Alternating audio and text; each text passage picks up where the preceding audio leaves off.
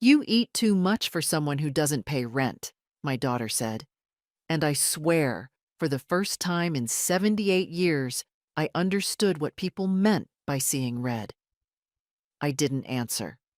I just sat there with my fork midair, staring at her, trying to remember when exactly she stopped being my little girl. The dining table was too wide. That's the first thing I thought. Too wide for a family that barely talked. Her husband, Craig, was scrolling through his phone. My teenage grandson, Blake, had his headphones in one ear. Only little Annie, my granddaughter, noticed anything was off. She glanced at me with those big, confused eyes.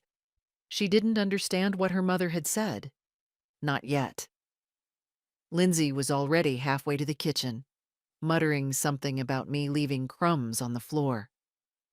The roast chicken was her usual dry mess, but I'd smiled and eaten it anyway. Like I always did.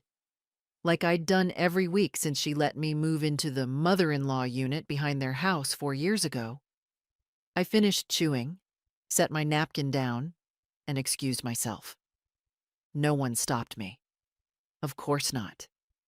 Outside, the cold air hit me like a truth. November in Oregon is a quiet kind of cruel. Wet, gray, and damp in a way that gets into your bones. I walked the short path back to the unit, my bad knee aching with every step. The porch light flickered overhead. She always forgot to change the bulb. Inside, I clicked on the little lamp beside my recliner and lowered myself down with a grunt. I didn't cry. I didn't even get angry. I just stared at the wall where my late husband's photograph still hung, slightly crooked from the time Annie ran into it with her scooter. I never fixed it. Maybe I liked it better that way. She said I eat too much, I told the picture. Too much, George. Can you believe it? George didn't answer, but I could almost hear his laugh, the deep, warm one that started in his chest and made everything feel okay.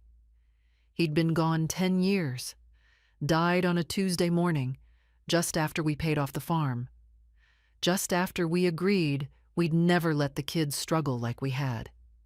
So we gave.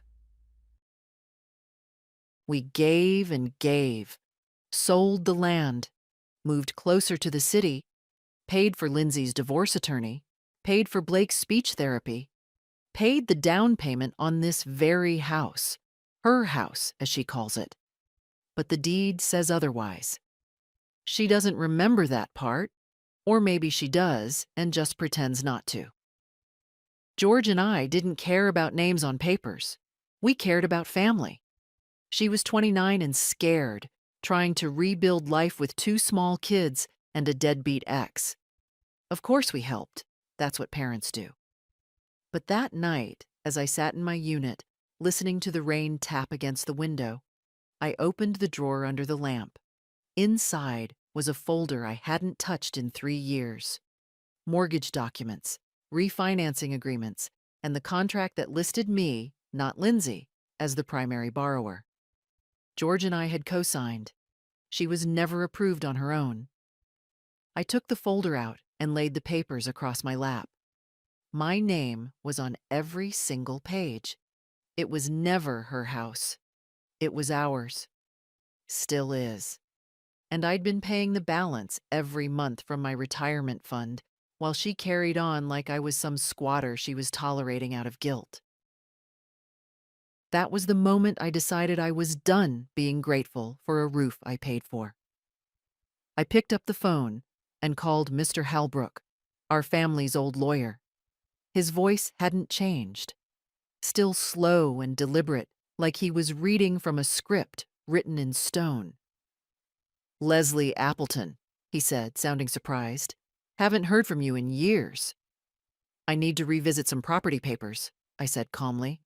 "Tomorrow morning, if you can." There was a pause. "Is everything all right?" "No," I said, "but it will be." After we hung up, I sat for a while in the quiet. The kind of quiet that comes not from loneliness, but clarity. Let her say, I eat too much.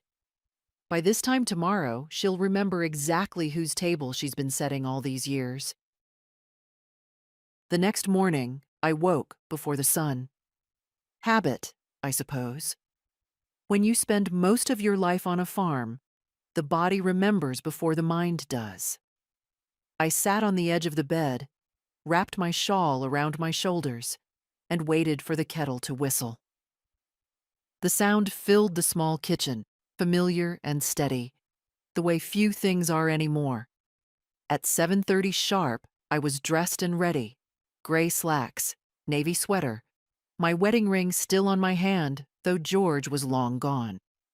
Outside, the fog hung low over the yard, curling around the bushes like a warning. I didn't bother checking if Lindsay was up. She rarely was before 9, and if she was, I had no desire to see her. The taxi dropped me off downtown, in front of the law office. Mr. Halbrook's assistant, a young woman with polite eyes and a strained smile, offered me coffee I didn't take. She led me to his office, where he rose slowly from behind a cluttered desk. Well, Leslie, he said, you haven't aged a day. You're a terrible liar, Warren. He chuckled and gestured for me to sit. I handed him the folder. He flipped through it, eyes narrowing behind his wire-rimmed glasses. Still paying this mortgage? Yes. She thinks it's hers? She does. He gave a low whistle and sat back in his chair. You co-signed, and your name's still primary. The payments come from your account? Every month. Does she contribute at all? I shook my head. He nodded slowly, then opened a drawer and pulled out a legal pad. You thinking of transferring ownership or taking action? Both, I said. But not yet. I want to set up a trust. For Annie. His brows lifted. Not for Lindsay? She'll be fine, I said. She's resourceful when she needs to be. He didn't ask more questions, just made notes and told me we could have everything drafted in a week. As I left the building, the morning chill had given way to a crisp sun. I walked to the nearby park, sat on a bench, and watched children chase each other across wet grass. I used to bring Lindsay to parks like this. She liked the swings best. She'd shriek with joy and yell, "Higher, Mama! Higher!" Back then, she needed me. It's strange how people forget that. How they forget the hands that pulled them out of the dark. Once they're standing in the light, they act like they lit the fire themselves. I returned home quietly. Annie was in the yard, sitting cross-legged in the grass with a book in her lap. She smiled when she saw me. Hi, Grandma. You look nice. Were you out? Just some errands, I said. She reached out her hand, and I took it, lowering myself beside her. Do you like living here? I asked her. She looked puzzled. Yeah, why? Just wondering. She leaned into me slightly, the way children do when they trust you without thinking. I kissed her head. That afternoon, Lindsay avoided me. Typical. When she doesn't want to face something, she pretends it doesn't exist. I knew she hadn't forgotten what she said the night before. She just assumed I'd let it slide. Again. She didn't know yet that the world was tilting. In the evening, I reheated soup in my unit and pulled out one of George's old journals. He kept them during the years we were trying to save the farm. Scribbled thoughts, business plans, memories. One entry caught my eye. Don't let them turn you into background noise. You're not wallpaper.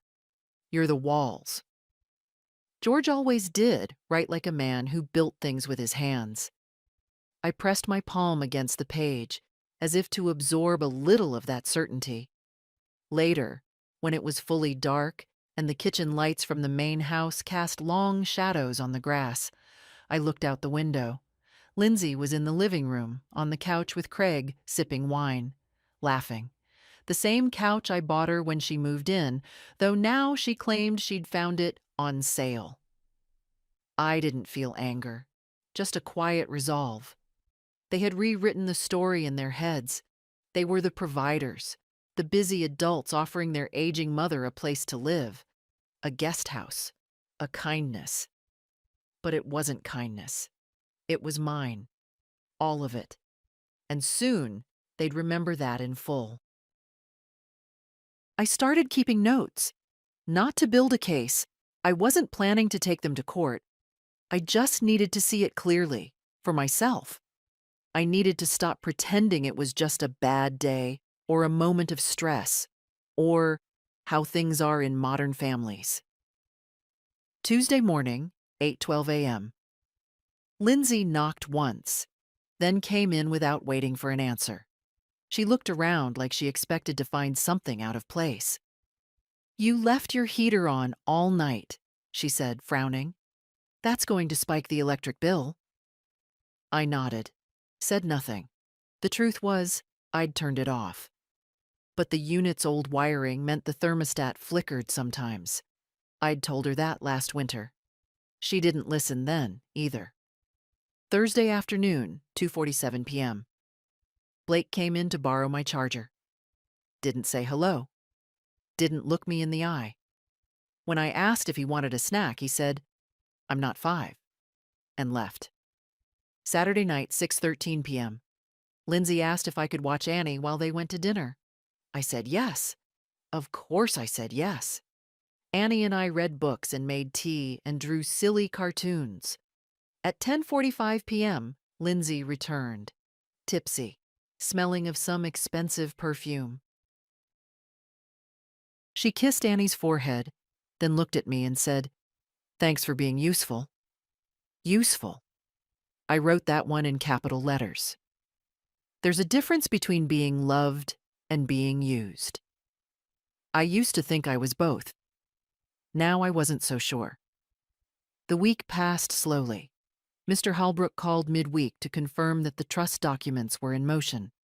Annie would inherit the house outright upon my death, with a clause to ensure Lindsay couldn't touch it without her consent. Warren had seemed pleased with the arrangement. "It's airtight," he said. "She can't contest it. Not without opening up a whole lot of uncomfortable truths." Good, I thought. Let the truths breathe for once. One evening, I found myself listening to a voicemail on my landline, one I'd saved from 3 years ago. George's voice. Not much, just a brief message before he headed to the store. "Do you want chicken or beef tonight? Call me back. Love you." Just that. But I replayed it twice. Maybe 3 times. His voice was stronger than I remembered. Or maybe I'd forgotten how steady he sounded when everything else in life felt like shifting sand. That Friday, Lindsay hosted a game night. I wasn't invited.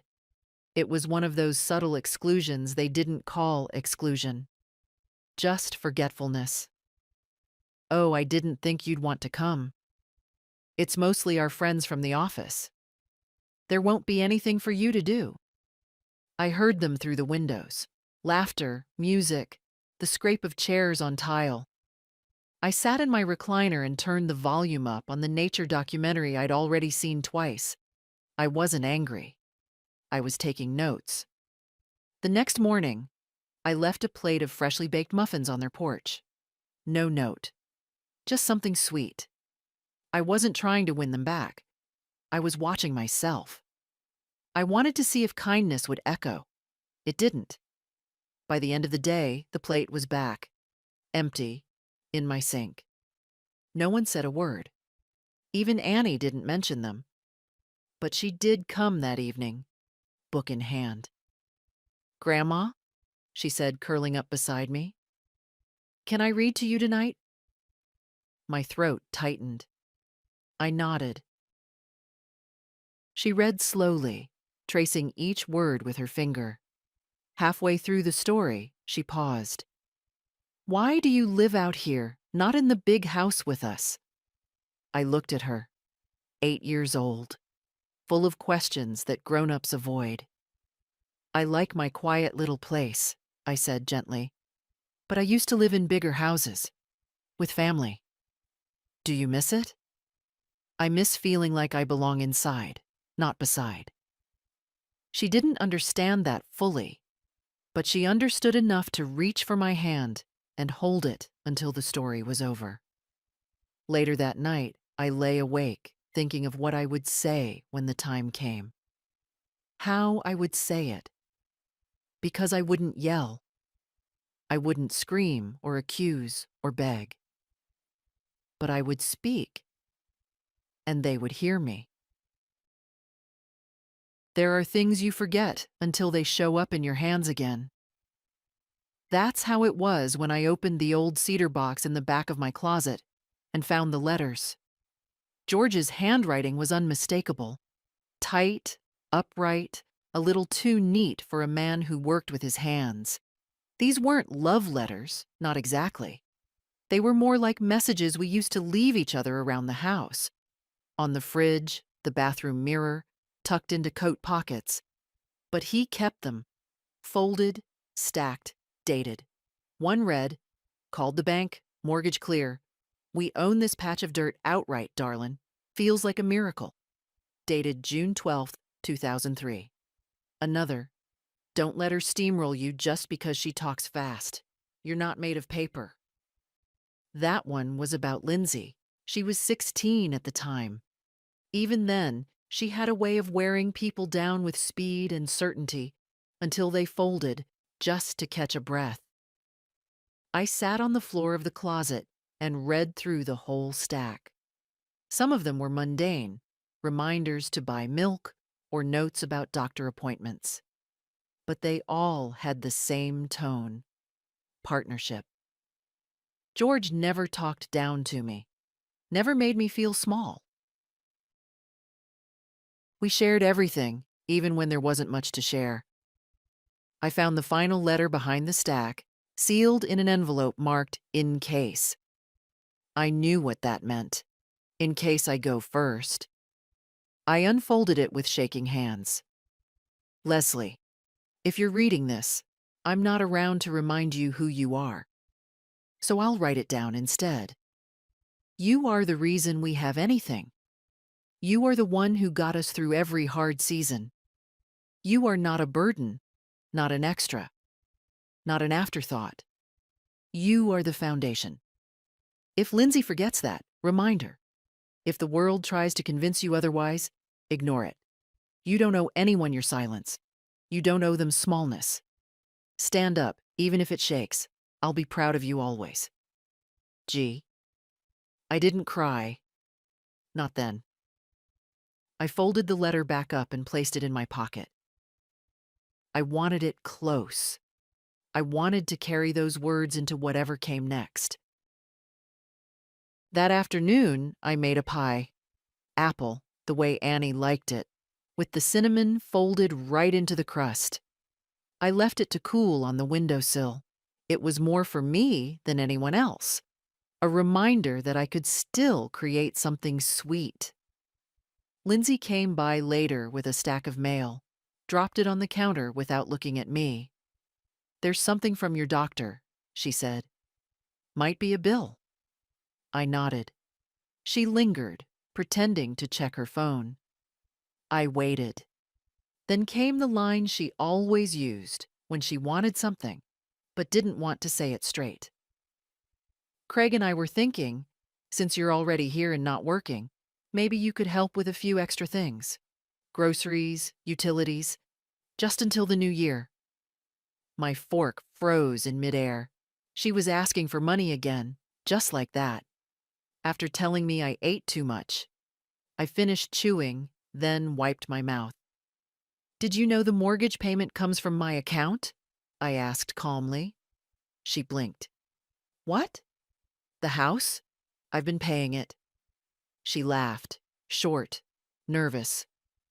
"What are you talking about, Mom? That mortgage was settled years ago." I stood slowly, and walked to the drawer by the sink, pulled out the folder and handed it to her. She flipped through it, page by page. Her expression shifted. Confusion, disbelief, something else. Something harder to name. "This doesn't make sense," she said. "It makes perfect sense," I replied. "You couldn't qualify on your own. George and I signed. I've kept paying it ever since. The house is mine, Lindsay. You've been living here because I let you." She dropped the papers on the table. "That's ridiculous." "It's reality." She stared at me for a long moment, then turned and left without a word. Left the papers, the mail, the truth sitting on the table between us. But the truth doesn't need her permission to exist. And for the first time in a long time, I felt tall. Not because I'd won anything, but because I'd stopped pretending I had nothing to stand on. It was almost laughable how quiet the house became after that. No more knocks on my door at odd hours. No more casual requests or passing comments about the heater or the trash bins or the so-called shared fridge space. It was as if the walls themselves had been told to keep their distance. Lindsay didn't bring it up again. Not a word about the documents. Not a mention of the folder she'd left behind. But something had changed in her walk. Tight, clipped steps, like someone trying to hold their shape under pressure. Craig was the same, just more polite, which coming from him meant a slight nod and no eye contact. They were calculating, waiting. I wasn't. I already knew my next move. Monday morning, I returned to Mr. Halbrook's office to finalize the documents. The trust for Annie was in place. The deed transfer was signed. The amendment to my will had been notarized. Annie would inherit the house when I passed. No one else would touch it. Lindsay wouldn't be able to sell it, rent it, borrow against it, or even step foot inside without Annie's written consent. It would all be legal, locked, and binding. It wasn't revenge. I wasn't out to punish anyone. I was just reclaiming what was mine and choosing, with precision, who would receive the one thing I had left to give. Halbrook handed me the copies and asked if I wanted them sent to my daughter. "No," I said. "She'll find out soon enough." Walking home, I passed the corner lot where an old bookstore used to be. It had turned into a Pilates studio sometime last year. The sign out front read, "Find your core." I smiled. Maybe I had. At home, I brewed a fresh pot of tea and sat by the window. The garden outside was starting to brown with winter, but the last of the autumn leaves clung stubbornly to the maple tree. Annie said it looked like the tree was thinking about something. She had a poet's heart, that child, too tender for a house like this. By afternoon, Annie came to visit. She did that often now, without prompt, without permission, just wandered in, barefoot on the path, book in hand. "Grandma," she said, climbing onto the armchair beside me, "did Mommy make you sad?" Children know. No one teaches them, but they know. "No, sweetheart," I said. "Mommy didn't make me anything. I'm just doing some thinking." She leaned her head against my arm. "You're going to live here forever, right?" The words struck deeper than I expected. I looked down at her. "What makes you ask that?" "Because I like it when you're here. It makes the house feel softer." Out of the mouths of babes. That night, as I folded laundry in my little kitchenette, I heard raised voices through the wall. Not loud enough to catch every word, but enough to understand the rhythm of argument. Craig. Angry. Lindsay. Defensive. "She tricked us." "It's not tricking if it's hers." "I thought you said she signed it over." "I didn't think she'd ever use it." I folded a towel, then another. Let them fight. Let them try to peel away the shock like wallpaper. The facts wouldn't budge. The next morning, Lindsay appeared on my porch, dressed too neatly for a regular Tuesday. Her lipstick was a little too bright, her smile too careful. "Can we talk?" she asked. I stepped aside and let her in. She sat at the table like it was an interview. I poured tea for both of us.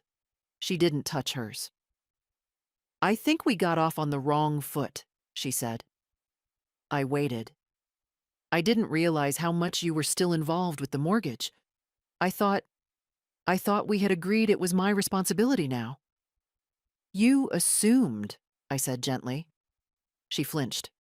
"I just mean, it's confusing, Mom. You're living here rent-free and paying the mortgage. Well, now I see that. But there's a way to handle things, you know? Talking, discussing." "Like calling someone a burden at dinner?" I asked. "Is that the way?" Her jaw tightened. "Listen," she said, leaning in. "We're all a little stressed. Things are tight. Craig's job is up in the air, and Blake's tuition. I'm not your safety net, Lindsay. You're my mother." "Yes," I said, "and I taught you better than this." She looked at me, eyes wide. For a second, just a second, I saw my little girl again, the one who used to fall asleep holding my pinky finger. But then it was gone. I stood and opened the drawer where the documents now lived. I placed them on the table in front of her. "This house," I said, "is mine. It will be Annie's one day. Not yours. Not Craig's. And if you don't want to live under that truth, you're free to make other arrangements." Her mouth opened, closed. I poured more tea. Sat down. "You said I eat too much," I said quietly. "But maybe I've just been swallowing too much for too long." And this time, she had no answer. She didn't slam the door when she left. That would have meant she was angry, and anger meant fire. Fire meant life. But she wasn't angry. She was cornered. Lindsay hated losing control. I watched her walk across the yard, stiff-backed and fast, like her heels might snap under the weight of it all. She didn't turn around. I didn't expect her to. The silence after she left felt heavy, but not empty. It was the kind of silence that settles after a storm. Not peace exactly, but clean ground. Room to breathe. That evening, Annie came by again. No knock, just a soft tap of her fingers on the screen door. "You busy?" she asked. "Never for you," I said, and opened the door. She had her sketch pad with her this time, a few pencils, and a look on her face like she was carrying something too big for her age. I didn't ask. I just made us tea. She started drawing. I started knitting. And after a while, she spoke. "Mom and Dad are fighting a lot," she said without looking up. I nodded. I figured. "They keep saying stuff about the house, about you. It's confusing." "What do they say?" She hesitated. "That you tricked them. That you're being selfish?" I paused mid-stitch. "Do you think I'm selfish, sweetheart?" She looked at me then. Really looked. "No," she said. "You're the only one who listens." That was enough. She stayed a while longer, drew a picture of our maple tree and titled it, "Stubborn Leaves."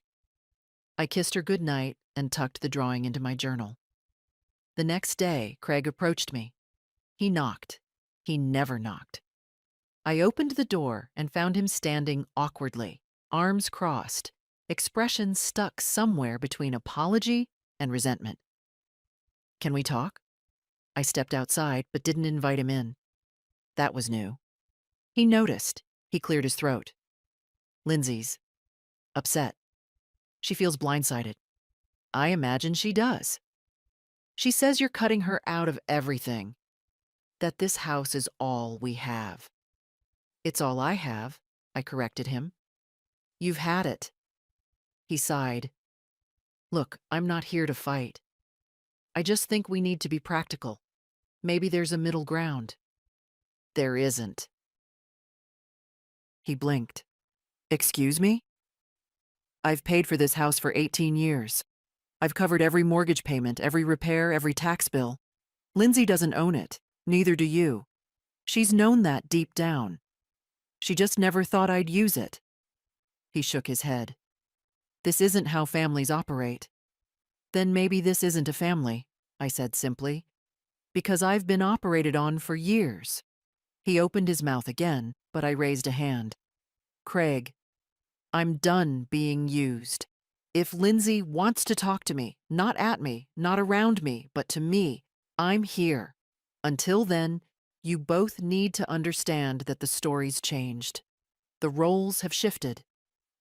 Annie's just a kid, he snapped. You think she can manage a house if something happens to you? I think she's got more heart than both of you put together. He stared at me, jaw clenched, hands curling into fists. But I didn't flinch. I was past flinching. Finally, he stepped back, muttering something I didn't catch. Probably for the best. When he was gone, I sat on the porch for a long time. The light was changing. Sunset, softening the sky into oranges and blues. My tea had gone cold, but I held the cup anyway. It felt good to hold something that belonged only to me. Later that evening, I started packing a few boxes. Not to move, but to clear space. I pulled old receipts, utility bills, bank statements, laid them out, sorted them, kept only what mattered. I wanted no mess, no confusion, no loopholes when the time came. In the bottom of a filing drawer, I found an envelope with Blake's name on it. It was a check I'd written a year ago for his driving school. It had never been cashed. Probably got tossed aside, forgotten. Like so many things from me. I tore it in half and threw it away. I wasn't angry. I was just done. That night, before I went to bed, I called Annie into the unit.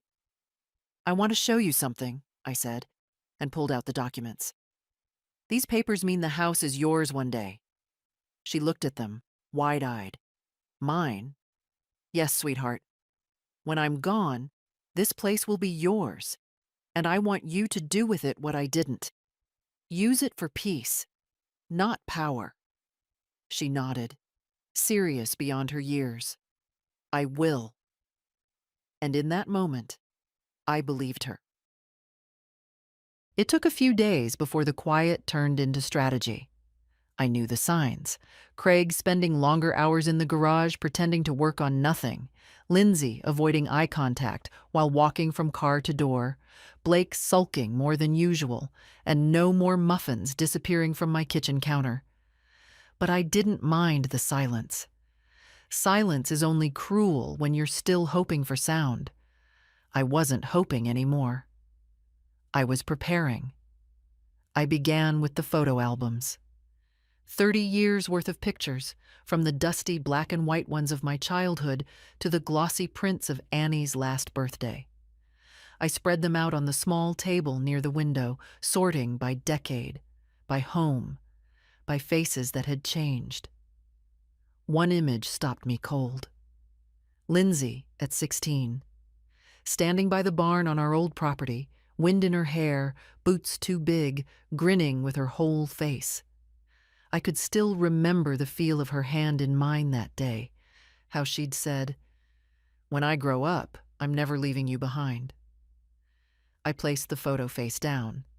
People break promises when they don't think they'll be held accountable, especially to the people who've loved them most. That afternoon, I called Warren again.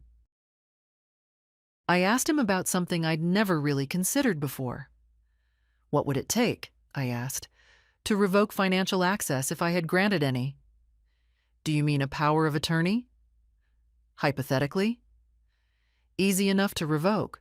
You'd need to sign a notice and submit it. We can update everything at once if you'd like.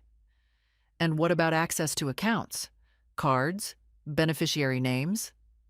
Same, he said. We can walk through all of it. But just to be clear, has someone misused your trust? No, I said. Not yet. He was quiet for a moment. You're preparing. I'm making sure they can't steal anything when they realize they've lost the one thing they thought was guaranteed.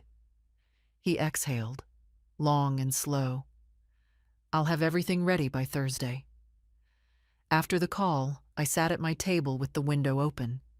A wind had picked up, and the air carried the scent of dry leaves and distant smoke. It was a familiar smell. Autumn before the hard winter, memory before the forgetting. That night, I didn't sleep well. Not from worry. From clarity. I couldn't pretend anymore. I had to sort the final pieces before the storm came. In the morning, I cleaned my space. Not for guests, not for them, but for myself. For dignity. My room, my walls, my air. I opened all the windows, let the light in, washed every dish, dusted every corner. I even polished the wood frame of George's picture. You wouldn't have let it go this far, I whispered. But I did. And now I'm fixing it. Later that day, I caught Lindsay outside while she was carrying groceries in. She flinched when she saw me. Can I help? I asked. She looked suspicious. It's fine. I didn't move. I think we should talk. She closed the car door with her hip, balancing 2 bags. About what? You know what. She sighed. Mom, I really don't have time. Make time, I said, and stepped aside so she could pass. Later. Tonight. Here. She didn't answer, just kept walking. But I knew she'd come. She was too curious not to. And she did. At 8:13 p.m., Lindsay stepped into my unit, arms folded. You wanted to talk. I gestured to the seat across from mine. She didn't sit. So I started. I've changed everything, I said. Her eyebrows lifted. What does that mean? The power of attorney, bank authorizations, my will, the trust. She let out a soft laugh. You're being dramatic. No, I said. I'm being precise. She finally sat. Her face was hard, her eyes calculating. Why? You know why. I made one comment. One. I stared at her. No, Lindsay. You made 100. That one was just the one that woke me up. She looked away. You've treated me like a guest, a freeloader. An old piece of furniture that occasionally serves a purpose. But I'm not furniture, and I'm not your tenant. This is my house, she said, her voice rising. No, I said calmly. It's mine, and soon it'll be Annie's. Her head snapped toward me. What? I've put it in a trust. She'll inherit it, not you. That's insane. No, I said. It's mine to give. And I'm giving it to the only one in this family who still looks me in the eye without asking for something. Lindsay stood abruptly. You're destroying everything. No, I said. I'm restoring something. Myself. She opened her mouth, closed it, then left. No slamming door, no final words, just the sound of retreat. And in that sound, I finally exhaled. Let her spin. I was done spinning for her. It wasn't until the next day that Blake came to see me. He hadn't set foot in my unit for months. Even when he borrowed things, chargers, headphones, a spare umbrella, he sent Annie to get them or just took them without asking. But that morning, he showed up at my door, hands in his pockets, expression like someone had dared him to be polite. Hey, he said, like it was a chore. I stood in the doorway. Hello, Blake? He didn't ask to come in, didn't apologize. Just looked past me like something more interesting might be happening inside. Mom said you're changing stuff. That's right. She's pretty mad. I nodded. I imagine she is. He shifted his weight. So, like, are we gonna have to move or something? That was it. No, how are you? No, what happened? Just, what does this mean for me? I studied him. 16, going on 30 when it suited him. Tall, smart, quick-tongued when he wanted to be. But all surface. Not a flicker of depth. No, I said. You're not going to have to move. Not unless your parents make choices that leave you no other option. He frowned. That doesn't make sense. I leaned in slightly. It will when you're older. When you've built something with your own hands and watched people take it for granted. He looked away. After a pause, he muttered, Annie said you gave her the house. I did. But she's just a kid. Yes, I said. And yet she's never once treated me like I was disposable.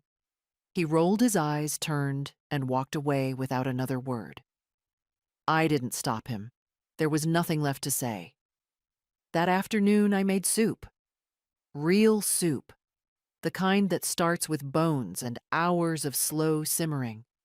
The smell filled the unit and drifted out through the open windows. A few years ago, that smell would have brought the whole house knocking. Now, it brought only Annie. She arrived barefoot, as always, holding a crumpled piece of paper. I made you something, she said, handing it to me. It was a drawing of the two of us sitting under the maple tree, her head on my shoulder, our teacups balanced on a low branch. I like it when you're happy, she said simply. I didn't trust my voice, so I pulled her close and kissed the top of her head. Would you like to help me write a letter? I asked. To who? To me, I said. For later. She nodded, as if that made perfect sense. We sat together at the table, and I told her what to write. Dear Grandma, if you're reading this, you probably needed a reminder. You are kind. You are brave. You are not small, even when they try to make you feel that way. Thank you for loving me like a warm quilt. I will never fold you up and put you away. Love, Annie. I folded the letter and placed it in the cedar box with George's. Now I had two. That evening, I saw Craig pacing the yard on his phone. Angry. His voice carried. No, we can't use that account anymore. She shut it down. Yes, I'm serious. The bank said she revoked everything. I smiled, just barely. They were scrambling.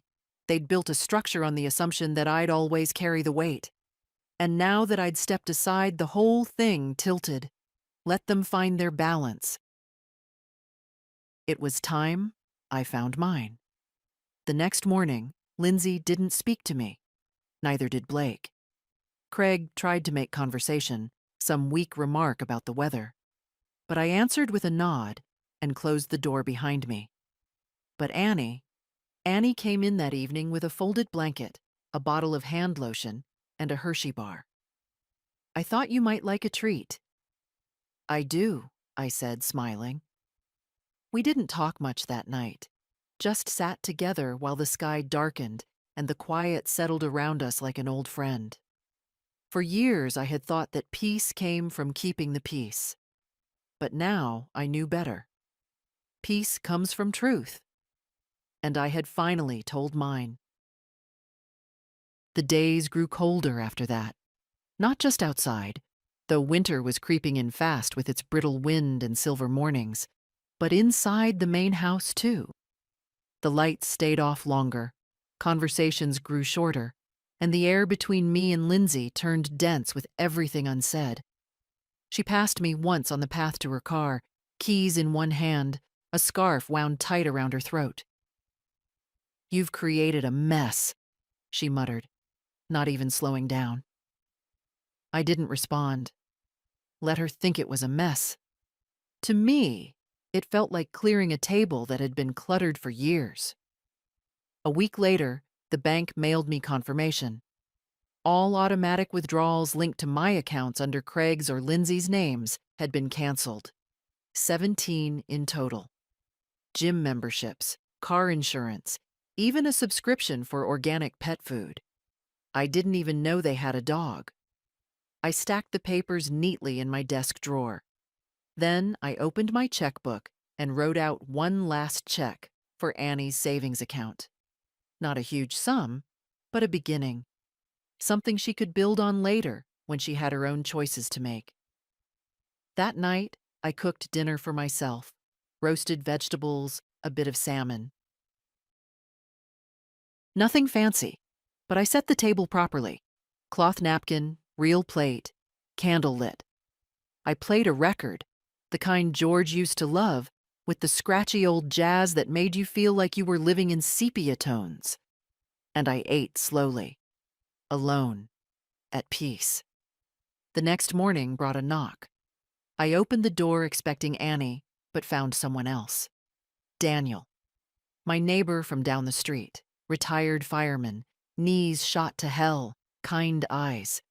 We used to talk more, back when George was alive. He'd helped install the railing outside my porch, and I used to bake him rhubarb pie. He held a box in both hands. "Brought you some firewood," he said. "Figured you might need it." I stepped aside. "You didn't have to." He shrugged. "Didn't feel like sitting at home pretending to watch TV." I made coffee. He drank it black. We sat on the porch, wrapped in quilts, watching the street. "You're stirring things up over there," he said after a while. I smiled. "You hear it through the hedges?" "No. But I see the way they move, avoiding your door like it bites." We laughed. Then he grew quiet. "Good for you, though," he said. "Most folks your age, they just give in. Let the next generation bulldoze them." "I did," I said. "For years. And now? Now I remember who I am." He nodded, like that made perfect sense. Hell of a thing, remembering. Later that day, I walked to the mailbox. A thick envelope waited inside. Legal documents from Warren, final versions of everything we'd discussed. I brought them in, laid them out, signed the last remaining lines, and placed the return envelope on the counter. It was done. Fully, formally, irrevocably done. That evening, I got a call from Lindsay. I almost didn't answer, but something in me said, "Not yet. You still have more truth to walk through." So I picked up.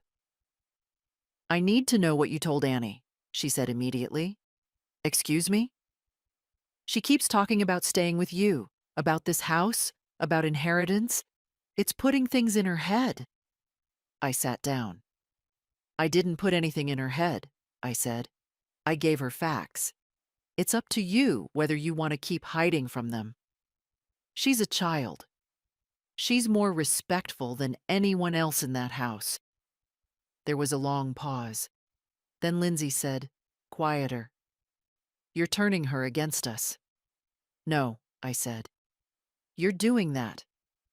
I'm just not lying about who's who anymore." She hung up.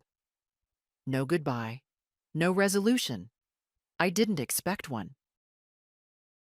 That night, Annie came over and helped me stack the firewood Daniel brought.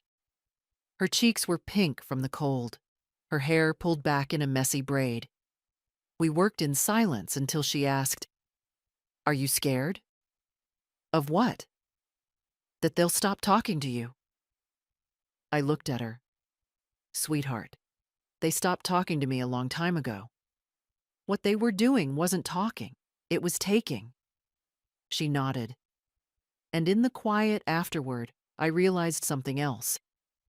I wasn't afraid of losing them, because I had already found myself. I didn't plan to confront them that day. I'd imagined something quieter, later. Maybe a letter, maybe nothing at all. Just a gradual fade into the kind of distance they thought I already lived in. But some things don't wait for timing. Some truths kick down the door. It started with the pounding, not knocking, pounding. The kind that rattles the frame and makes your hands freeze mid-motion. I was in the middle of folding laundry when it started. I opened the door to Craig, his face red, his breathing shallow. "I need to talk to you," he barked. "Now." I didn't move. "Is this how we knock now?" He ignored the question. "Do you know what you've done? We got a notice from the bank. The mortgage payment bounced, the car insurance, half the utilities. You assumed I'd pay them. That's not the same as asking." He stepped forward, and I raised a hand, firm and steady. "Craig, you're not welcome to shout in my doorway." His nostrils flared, but he didn't cross the line. Good. Some part of him still recognized a boundary when it was drawn hard enough. "You've destabilized our entire household," he snapped. "You've taken away our financial structure." "I wasn't part of your financial structure," I said coldly. "I was your backup plan, your silent investor, your unpaid maid, and now I'm not." He ran a hand through his hair. "What are we supposed to do?" "You're grown. Figure it out." He stared at me like I'd slapped him. Then came Lindsay. She was behind him, arms crossed, coat thrown over her pajamas, lips drawn tight, like she was holding in a scream. "Mom," she said, "enough." I tilted my head. "Enough of what?" "This theater, this power play." I laughed, quiet, bitter. "Is that what you think this is? A show?" "I think you're punishing us because you're lonely." "No, Lindsay," I said softly. "I'm punishing myself for not speaking sooner." Her face tightened. "This isn't fair," she said. "We made room for you.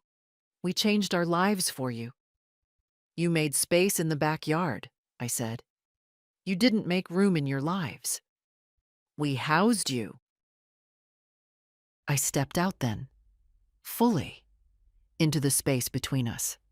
"No, you lived on property I bought, with a mortgage I paid. You raised your children in a house that wasn't yours, with bills you didn't cover, with dinners you expected me to cook, with favors you never acknowledged." The words hung in the cold air. "I didn't ask for a palace," I continued.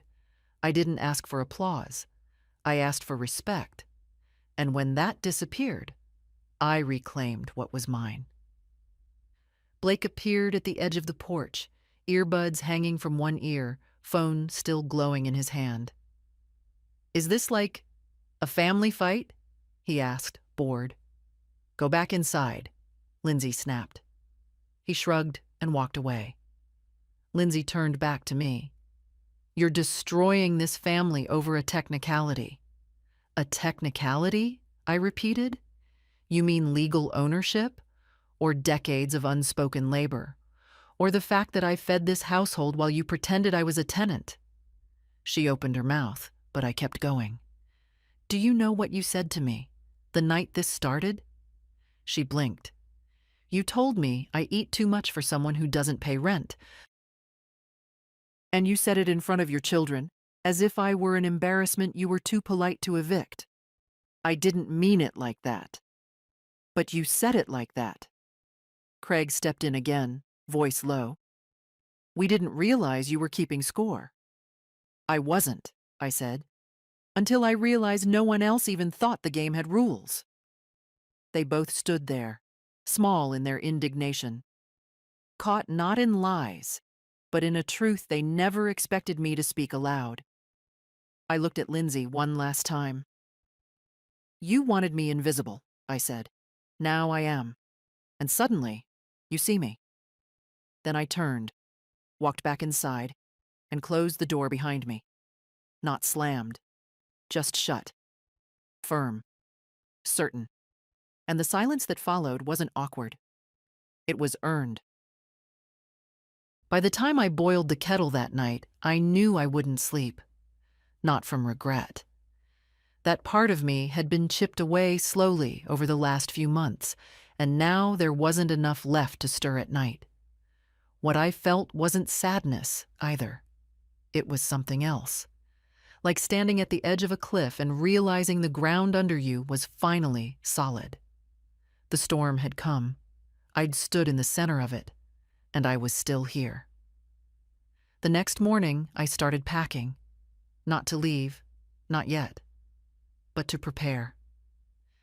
There's a kind of strength in making decisions out loud with your hands, sorting what stays and what goes, touching things that once mattered, photos, old scarves, greeting cards, and choosing, on your own terms, which pieces of the past come forward with you.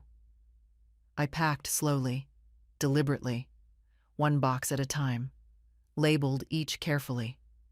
Annie came by around noon. She didn't ask why I had tape on the table and empty boxes by the couch. She just walked in, set down her little backpack, and said, "Want help?" We worked side by side. I showed her how to wrap fragile things in towels, how to fold sweaters so they didn't crease. She handled everything with care, even when she didn't know what it was. She asked about a photo of George and me in our 20s, standing in front of a tractor. "Grandpa was handsome," she said, squinting at it. "He was also loud and stubborn." "So, kind of like you?" I laughed, and it echoed through the room in a way it hadn't in months. When we finished, we sat on the porch with slices of apple and peanut butter. She told me about school, about a teacher who wore the same tie every Tuesday, and a friend who stole her markers and then gave them back without saying sorry. "I didn't forgive her," Annie said. "That's all right," I said. "Sometimes the lesson is theirs to carry, not yours." She nodded slowly, like she understood. That evening, after she'd gone back to the main house, I stood by the window and watched her bedroom light flick on, then off, then on again. She always forgot to brush her teeth before bed, and someone, probably Craig, was yelling through the hallway. It didn't make me angry. It didn't even make me sad. It made me certain. The next morning, I called a real estate agent. Not for the main house. For me. "I'm looking for something small," I told her. "Quiet. 1 bedroom, maybe 2. A porch. Some light." She asked my budget. I gave it. She asked why I was moving. I paused, then said, "Because I stayed too long in a place that stopped feeling like mine." She understood. Over the next few days, she sent me listings.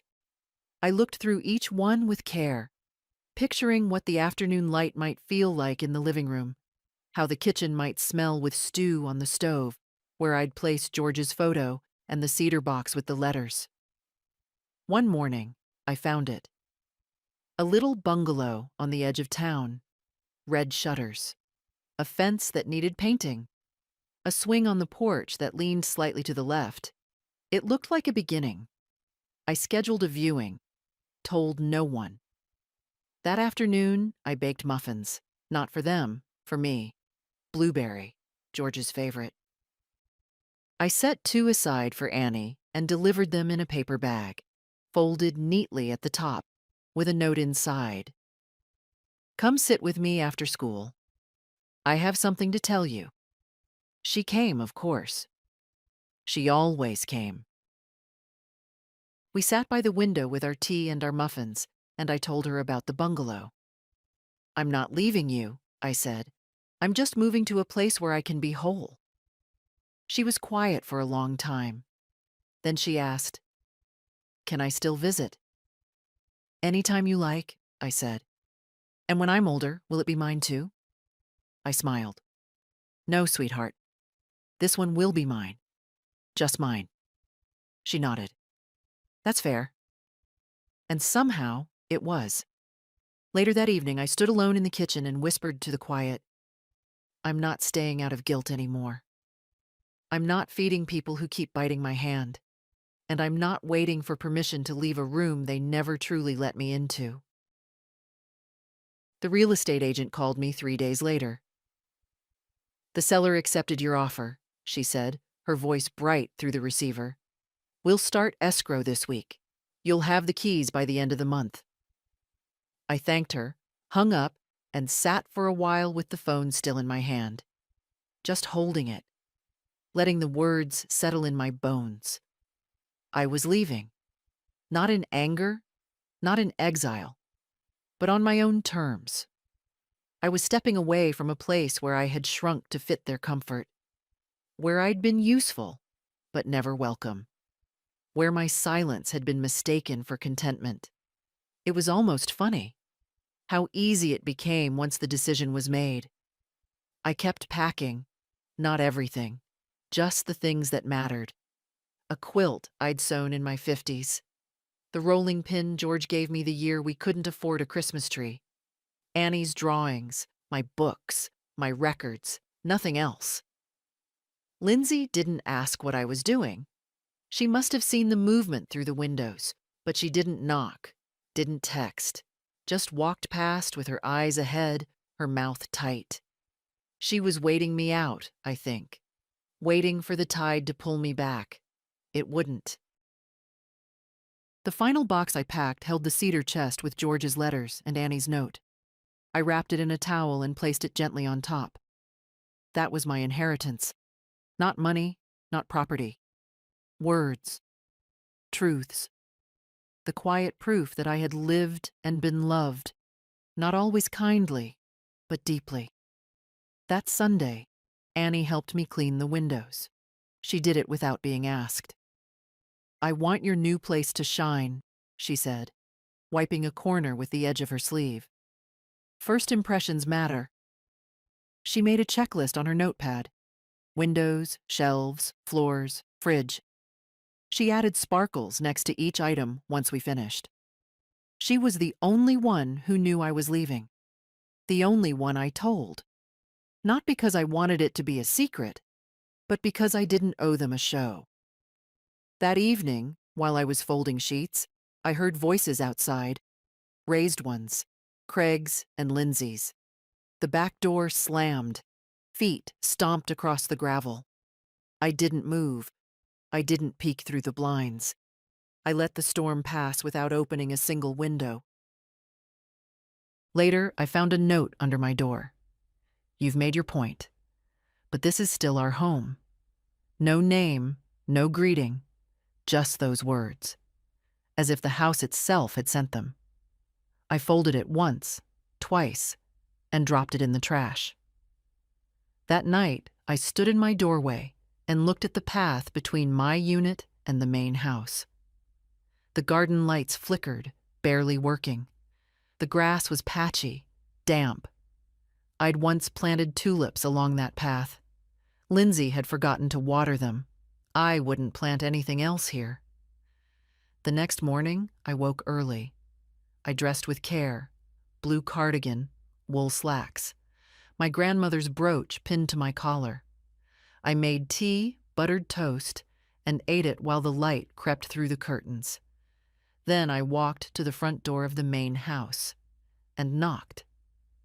Lindsay opened it, surprised.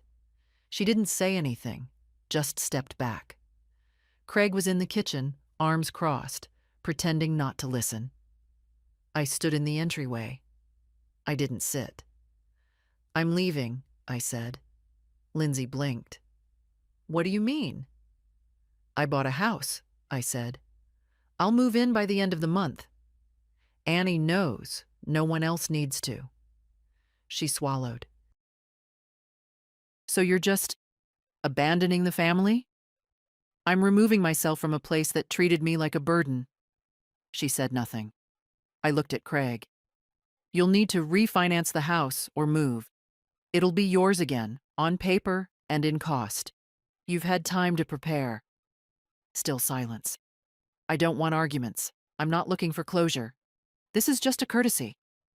Lindsay finally spoke. What about Annie? She'll visit. She's a child. She's the only one who treated me like a person. I turned to go. Mom? Lindsay called after me. I paused. She didn't finish the sentence. So I left. And this time, I didn't look back. The house was smaller than I remembered from the photos, but in the best way. It didn't echo. It didn't swallow sound. It didn't feel like a space I'd been pushed into or tolerated within. It felt held, like I'd been scooped out of something hollow and placed into something solid. The front steps creaked, but they held. The door stuck a little in the corner, but I didn't mind. I liked things with character, things that resisted just enough to remind you they existed. The keys turned without protest. That was how it began. The woman who sold it to me left a potted lavender plant by the sink and a folded note on the counter. May your new season be soft. Soft. After everything, I didn't know if softness was possible, but I was willing to try. I moved the boxes in myself, slowly, one by one, a few each day. Daniel helped with the heavier ones. Annie came on the weekends. She brought her sketch pad and sat in the empty living room, legs crossed, drawing my walls like they were sacred. "This place feels honest," she said once. It did. The fireplace worked. The windows opened all the way. The street was quiet, except for birds and the occasional dog. There were neighbors, but not too many. There was space. There was time. There was me. I arranged the furniture the way I liked it. No compromise. No, well, the kids need room for this, or Craig prefers that. Just comfort. Just calm. I hung George's picture in the hallway, and beside it, for the first time, I hung one of Annie's drawings, the one with the maple tree and our teacups balanced on a branch. She cried when she saw it framed. "You really kept it?" "I kept everything," I told her. "You just couldn't see it before." We had cocoa that day on the back steps. No one interrupted us. No one watched us like we were a puzzle to solve or a warning to heed. We just sat. Together. She asked if she could spend her spring break with me. I said yes before she finished the sentence. I never asked Lindsay for permission, and Lindsay never called. Not after I left. Not once. No angry texts. No guilt-laced voicemails. No sarcastic comments. Just silence. I wondered what story she was telling herself now. That I abandoned them. That I overreacted. That I was punishing her. That I was unstable, ungrateful, unsound. Let her. Let her rewrite me in the version of events that let her sleep at night. I had no interest in correcting her anymore. The truth didn't need her endorsement. Weeks passed. Then one day, Annie showed up with a package. Small, wrapped in plain brown paper. "From Mom," she said, eyes cautious. I didn't open it right away. We made tea first, played a game of cards, talked about her art class. Then, when the sun was low, I untied the string and unfolded the paper. Inside was a photograph. Me, Lindsay, George, and baby Blake. Taken on the porch of our first home. Back when none of us knew what was coming. Back when love was loud and clumsy and trying its best. On the back, Lindsay had written 3 words. I do remember. That was all. No apology, no explanation. Just a memory returned. I didn't cry. I placed the photo in the drawer with the letters. And that night, I slept soundly. Not because everything was healed, but because I finally knew where I ended and they began. Spring came quiet and slow. The tree outside my new window bloomed pale pink, the petals soft and foolish in how easily they trusted the weather. But they were right to trust. The frost didn't return that year. The cold stayed gone. I found myself breathing differently. Not deeper, not louder, just less carefully, as if I'd stopped holding my breath in someone else's home. Annie visited most weekends. Sometimes she stayed overnight. Sometimes she just came to sit on the porch and draw. She knew how to be still with someone. That's rare in a child.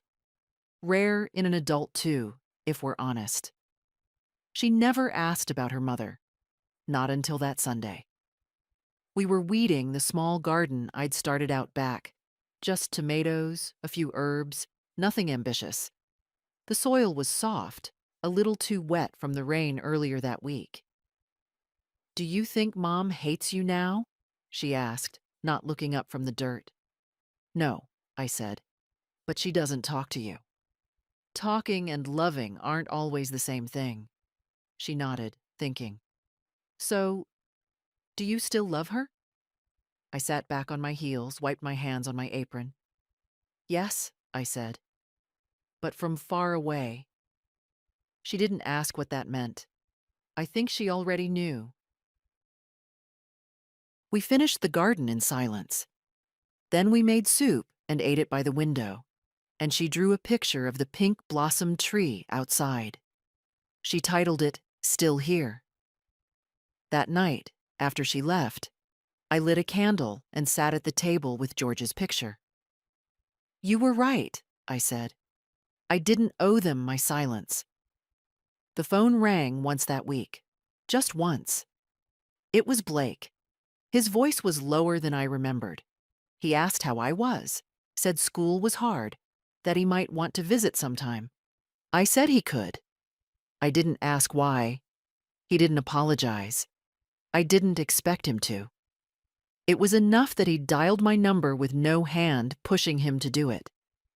The next day, I got a letter from Warren. Just a routine follow-up. Confirmation of the deed transfer, the updated trust for Annie, a final breakdown of my accounts. I read through everything slowly. Then I burned the copies I no longer needed. Let the old versions turn to ash. Let the space they took in my life make room for quiet. The following weekend, Daniel came by. He brought a pie and a story about his grandson nearly setting the garage on fire with a drone. We sat on the porch swing that still leaned slightly left. "I heard from someone," he said, "that your daughter was at the church social." "Good for her," I said. "She didn't mention you." "She never did when I was 5 feet from her. Why would she now?" He chuckled. "You're sharp." "I'm honest." He raised his coffee mug. "To that." We toasted with weak coffee and old hands. That evening, I took out the photo Lindsay had sent. I placed it in a new frame. I didn't put it beside George. I didn't put it on the wall. I kept it in the drawer. Some things you honor quietly. Some things you let rest, without trying to resurrect them. Later, when the wind picked up and the sky turned that strange springtime blue-gray, I sat in the living room, wrapped in a blanket Annie had knit me with mismatched yarn. I looked around. Every object in that room had a reason to be there. Every photo, every cup, every blanket. There was nothing I kept because I had to. Nothing I left out of guilt. It was the first home I'd ever built entirely for myself, and it was enough. I didn't mark the anniversary with flowers or candles. No visits to the old house. No messages sent. No long looks backward. Just a walk. Down a quiet street where the magnolias had opened too early. Past the bakery with the chalkboard sign that always spelled something wrong. Along the fence of the elementary school, where Annie once pointed out the spot where she scraped her knee and didn't cry.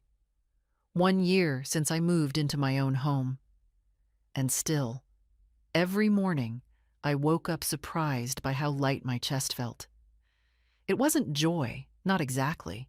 It was more like clarity, like I'd stepped out of a room filled with noise and could finally hear my own footsteps again. That day, I baked. The good kind, too, not the fast kind. Lemon cake with poppy seeds. Warm butter folded into sugar until the bowl felt heavy with sweetness.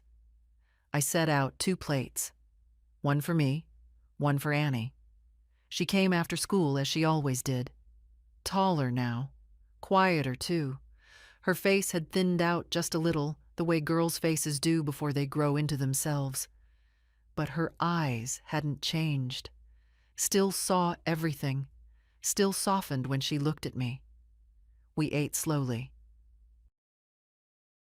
Talked about her science project, about a boy who liked her, and how she didn't like him back, about how the art teacher had picked her painting for the spring showcase. "Will you come?" she asked.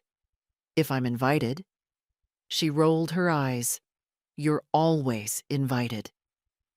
Later, as we washed the dishes, she said it, without ceremony, without warning. "Mom talks about you more now." I didn't turn around. "Oh?" "She says she handled things badly, that you were more generous than she knew." I rinsed a cup. "That's progress." "She doesn't know how to say sorry." "I know." She paused. "She misses you." I dried my hands, then turned and kissed the top of her head. "I'm still here," I said, "just not where she left me." That night, after Annie went home, I pulled out the letter she wrote me last year. The one that began, "Dear Grandma, if you're reading this, you probably needed a reminder." I didn't need a reminder, but I read it anyway.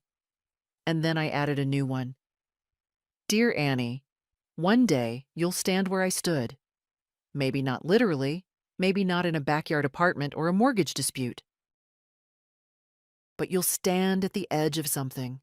Love that's gone cold, family that forgot your worth, a silence you kept too long. And you'll have to decide, stay small or speak. When that day comes, I hope you remember me. Not because I was perfect, but because I stopped pretending I had nothing left to claim. You are not too much. You are not invisible.